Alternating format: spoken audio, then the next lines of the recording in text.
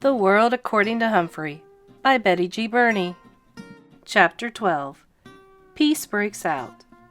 Early in the morning, Ty, Dee Lee, and AJ raced downstairs and played Crazy Eights.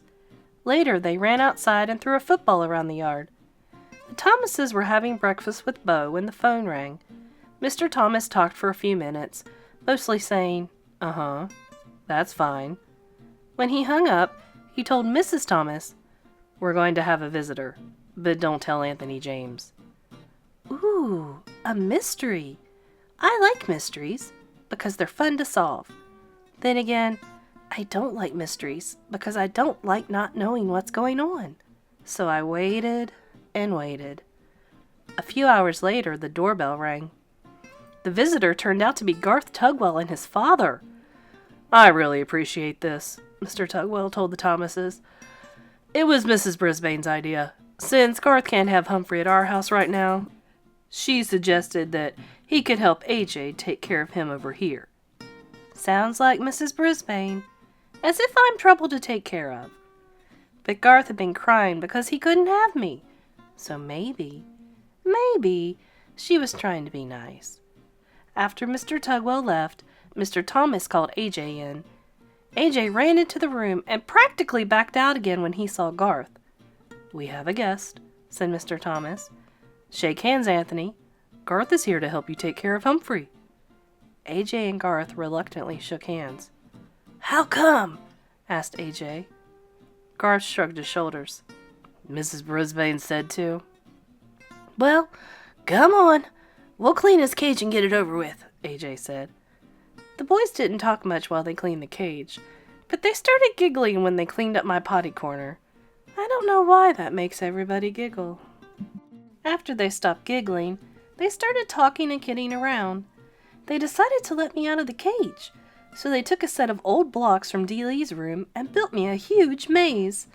Oh, I love mazes. When we were all tired of that game, AJ offered to teach Garth to play Crazy Eights, and then Ty and Dee Lee joined them in a game of Go Fish. Nobody mentioned the TV. Nobody shot any rubber bands. Later in the afternoon, the kids were all outside playing football. I was fast asleep until Mrs. Thomas came into the den with a broom and started sweeping. A minute later, Mr. Thomas entered. "What are you doing, hon?" "What does it look like? I'm sweeping. You know, all the snacking we do in here makes a real mess on the floor," she said. "Bo's asleep?" her husband asked. "Uh-huh." Mr. Thomas walked over to his wife and took the broom away from her. "Then you sit down and rest a spell, hon. I'll sweep. Go on. Don't argue." Mrs. Thomas smiled and thanked him and sat down on the couch. Mr. Thomas swept all around the outside of the room, even behind the TV. Uh-oh. When he got there, he stopped sweeping and leaned down. "Well, I'll be," he muttered. "What's wrong?" asked Mrs. Thomas. "The TV is unplugged," he said. "It's unplugged!" He came out from behind the TV, plug in hand, and a very puzzled look on his face. "But it couldn't have just come unplugged while we were sitting there watching. I mean, a plug doesn't just fall out," he said. "Plug it in. See if it works," his wife told him. Well, you guessed it. The TV came on as bright as loud as ever. "I don't get it," Mr. Thomas muttered. "But at least we don't have to pay to get it fixed." Mrs. Thomas stared at the screen for a few seconds, then glanced out the window at the kids playing happily outside. "Charlie, what do you say we keep it unplugged for a couple more days?" she asked. "We just won't tell the kids." Mr. Thomas grinned. Then he bent down and unplugged the TV. "Couldn't hurt," he said. He put down the broom and sat on the couch near his wife, and the two of them just sat there in the den, giggling like Stop Giggling Gail. Suddenly, Mr. Thomas looked over at me. "You don't mind a little peace and quiet, do you, Humphrey?" "No, no, no," I squeaked, and I promptly fell asleep. Things were a lot better when AJ, Garth, and I returned to room 26. No rubber bands flew through the air. Garth didn't trip anybody or make fun of anybody. That meant Gail didn't get in trouble for giggling. Heidi didn't get in trouble for speaking out without raising her hand because she was trying to tell Mrs. Brisbane what Garth had done. But the best change was Saya, who did raise her hand. Every single day. One day, she raised her hand to volunteer to stay in during recess to clean the chalkboard. Miranda raised her hand too. Mrs. Brisbane chose them both. "Girls, I think I can trust you to stay here while I run this report down to the principal's office," Mrs. Brisbane told them. Of course she could trust them. Once the girls were alone, they began to talk. "I really like your singing," Miranda told Saya. "Thanks." "My mom and I are going to a musical version of Cinderella over at the college this weekend," Miranda continued. "We have an extra ticket. Would you like to come with us? My mom will pick you up." Saya turned to face Miranda. "Oh, yes!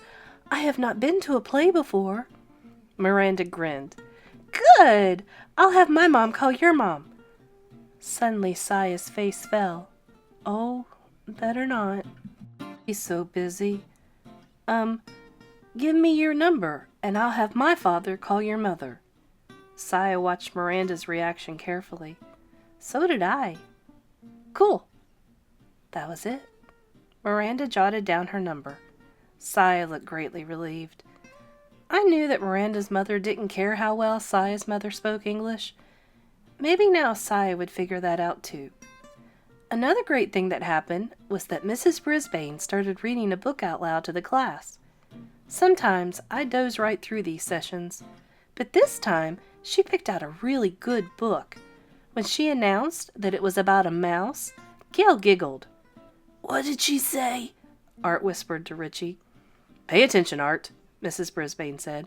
"It's about a mouse." Several of the boys groaned. "Baby stuff," one of them muttered. "We'll see," Mrs. Brisbane told them. She started to read, and oh, what a tale it was. All about mice, no bigger than I am, who were great warriors. I was longing to put on some armor myself by the time she stopped reading.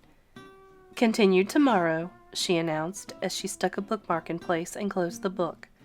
"Tomorrow? That woman truly has a mean streak. She's proved it again and again.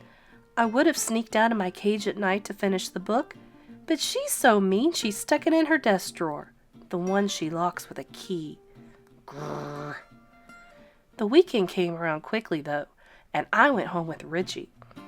I'm still not quite sure how many people actually live at the Rinaldi's house, because there were always so many people coming and going. Aunts, uncles, cousins, grandparents, neighbors. One meal seemed to flow right into the next, and Richie's mom was very generous with treats. I'll tell you one thing, you could never be lonely or hungry at the Rinaldi's house. One Sunday afternoon, guess who showed up? Remember Richie's uncle? That's right, Aldo Amato. This time, my buddy Aldo was not lonely, because he brought along his girlfriend, Maria, to meet the family. She was a very nice lady who wore her long hair piled up high on her head. She was dressed in bright red from head to toe. Red earrings, red sweater, red skirt, and red shoes. I think red is a very happy color. I think Maria is a very happy person, especially when she's with Aldo. All the Rinaldos made a big fuss over Maria and praised the bread and cookies she'd brought from the bakery where she worked. After all the commotion of their arrival died down, I heard Aldo tell Maria, "Now there's someone really important I want you to meet." And he introduced her to me. "Believe it or not, Humphrey is one of my best friends," he told her, "and he was the very first friend I told about you." "Then I am honored to meet you, Humphrey," Maria said, smiling down at me. "The pleasure is all mine," I squeaked. "See, he likes you," said Aldo. And indeed, I did. The world seemed like a pretty nice place for a handsome young hamster like me, I can tell you. I was sitting on top of the world when I returned to room 26 on Monday, but I just about toppled off when Mrs. Brisbane made an alarming announcement. "Class, as you know, This will be a short week due to Thanksgiving, she said. And that means Humphrey will need a home for 4 days instead of 2. Now, who wants to volunteer? You won't believe me when I say what I'm going to say. Not one hand went up. I actually fell off my wheel. Mrs. Brisbane was surprised too. No one? She asked. Heidi, didn't you want to take Humphrey home? Oh yes, but we're going to my grandma's house for Thanksgiving, she explained. Art, didn't you ask for Humphrey last week? Mrs. Brisbane asked. Yes, but we're having all my relatives for Thanksgiving, and Mom says it wouldn't be a good time, Art explained. And so it went. Every single classmate had big plans for Thanksgiving. Plans that didn't include having an extra hamster around. I was worried.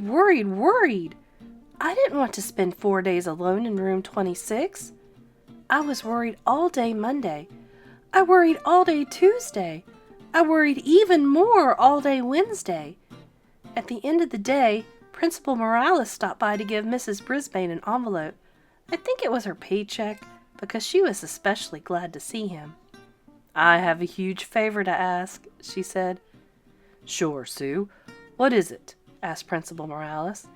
He wore a tie with little turkeys all over it. Could you possibly take Humphrey for the weekend?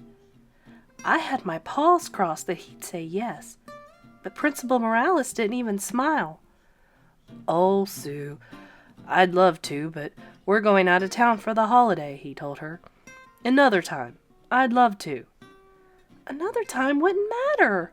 I needed a place to go now. After the principal left, Mrs. Brisbane sighed and began gathering up her papers. Then she turned to me. Well, Humphrey, it looks like you're going home with me for Thanksgiving, she said grimly. My fate was sealed. I was going to the home of the woman who had once vowed to get rid of me for 4 whole days. And frankly, I was worried I'd never come back. Tip 12. If you must leave your hamster with a caretaker, make sure that it is someone you know and trust. Guide to the Care and Feeding of Hamsters, Dr. Harvey H. Hammer.